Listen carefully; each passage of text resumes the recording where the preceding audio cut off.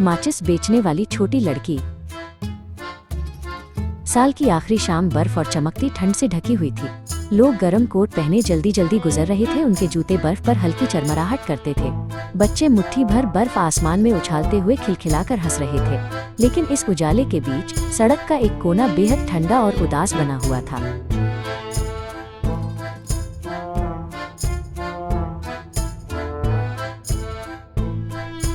उस सुनसान कोने में एक नन्ही लड़की खड़ी थी जो नाजुक पत्ते की तरह कांप रही थी।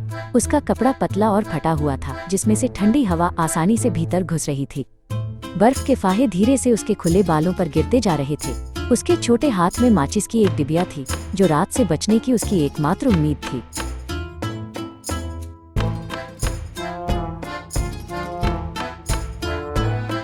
उसकी चप्पलें बहुत बड़ी थीं और चलते समय बार बार उसके पैरों से फिसल जाती थी। एक गाड़ी तेजी से गुजरी तो डर के मारे वो एक तरफ कूद गई और उसकी एक चप्पल बर्फ में लुढ़क गई।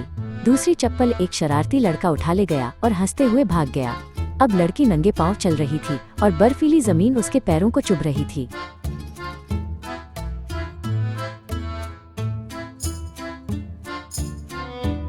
लड़की को दो पत्थर की इमारतों के बीच एक संकरा सा खाली स्थान मिला और वो धीरे से उसमें घुस गई।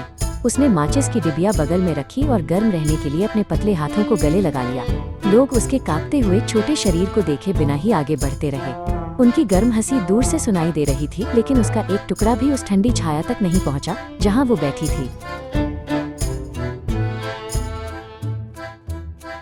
लड़की ने घर जाने के बारे में सोचा, लेकिन डर ने उसके दिल को बर्फ की तरह जकड़ लिया। उसने एक भी माचिस नहीं बेची थी और उसे पता था कि उसके पिता नाराज होंगे। इसके अलावा उनका घर भी सड़क जितना ही ठंडा था, जहां किसी आराम की उम्मीद नहीं थी। इसलिए वो बाहर ही रही, मन ही मन चाहती कि रात उससे थोड़ा सा दयालु हो जाए।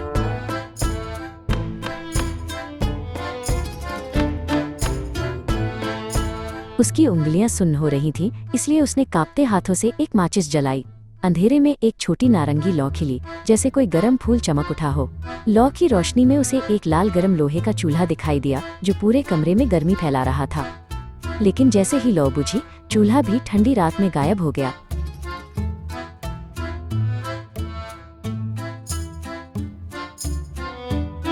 थोड़ी और गर्मी पाने के लिए उसने दूसरी माचिस जलाई। उसके सामने की दीवार झिलमिलाई और कांच की तरह साफ दिखाई देने लगी। एक बड़ी दावत प्रकट हुई चमकदार थाली पर धीरे धीरे भाप छोड़ती भुनी हुई हंस रखी थी। लेकिन लौ कांपते ही बुझ गई और दावत अंधेरे में घुलते सपने की तरह गायब हो गई।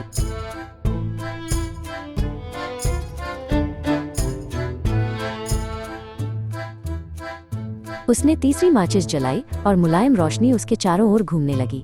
मोमबत्तियों और नन्हे सितारों से चमकता हुआ एक ऊंचा क्रिसमस पेड़ उसके सामने उभर आया। उसके रंग सर्द हवा में नाचते हुए रत्नों की तरह चमक रहे थे। लेकिन जैसे ही लौ बुझी, ठंडी अंधेरा अपनी जगह पर वापस छा गया।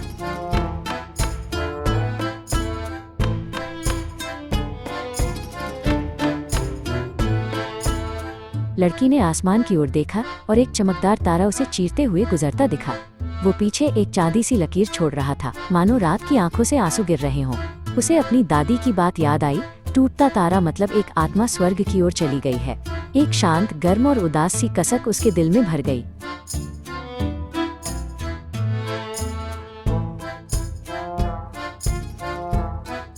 उसने एक और माचिस जलाई। उम्मीद थी कि गर्मी उसकी अकेलापन दूर कर देगी। स्वर्णिम रोशनी में उसकी प्यारी दादी खड़ी थी, सुबह की धूप जैसी कोमल।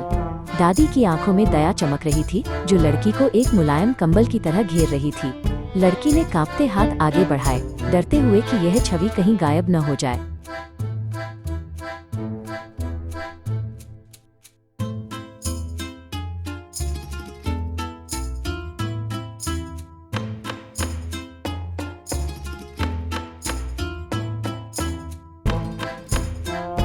दादी, कृपया मुझे छोड़कर मत जाइए, लड़की ने धीमी आवाज में कहा। लेकिन हर बार जब माचिस की लौ मंद हुई, दादी की आकृति सुबह की धुंध की तरह ओझल होने लगी। घबराकर लड़की ने फिर एक माचिस जलाई ताकि उस गर्मी को थामे रख सके।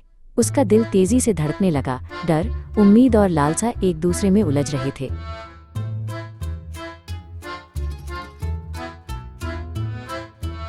कांपते हुए हाथों से उसने बची हुई सारी माचिसें उठा ली। उन्हें एक साथ जला दिया और एक रोशनी उठी जो सूर्योदय जितनी तेज थी। गरम सफेद रोशनी उसके चारों ओर की दुनिया को धीरे से नहला रही थी। उसकी दादी स्पष्ट और दमकती हुई खड़ी थी, बाहें फैलाए उसका स्वागत करते हुए।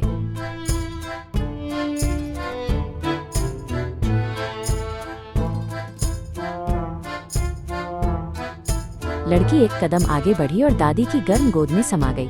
बसंत की धूप जैसे अंतिम पाला पिघलाती है, वैसे ही गर्मी उसके पूरे शरीर में फैल गई। उसके डर मुलायम हवा में उड़ती पंखों की तरह दूर बह गए। उसने आंखें बंद कर लीं, लंबे समय बाद खुद को सुरक्षित महसूस करते हुए।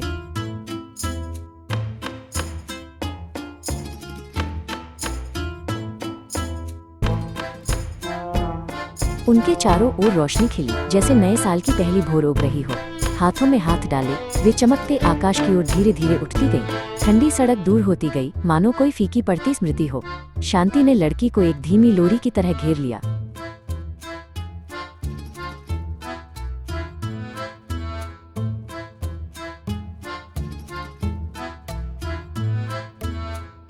छतों के ऊपर ऊंची जगहों पर तारे ऐसे चमक रहे थे मानो हाथ बढ़ाकर छू सकते हों। लड़की और उसकी दादी धीरे धीरे चमकीली रोशनी से भरे बादलों के बीच तैर रही थीं। नीचे की दुनिया छोटी और शांत होती गई, मानो सम्मान में सिर झुका रही हो।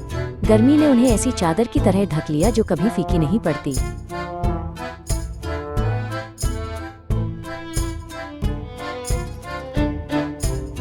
सुबह की धूप बर्फ से ढके शहर पर धीरे धीरे फैलने लगी। लोग उनींदी आंखें मलते हुए घरों से बाहर आए। दीवार के पास बैठी लड़की को देखकर किसी ने धीमी सी सांस ली। वो स्थिर बैठी थी, जमे हुए चेहरे पर हल्की सी मुस्कान लिए।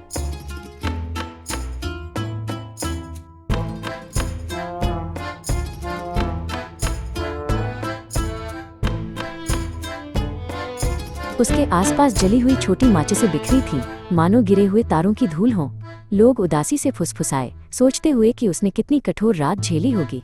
वे मानते थे कि वो भूख और ठंड से मर गई, लेकिन कोई नहीं जानता था कि उसने भोर से पहले कितने चमत्कार देखे थे।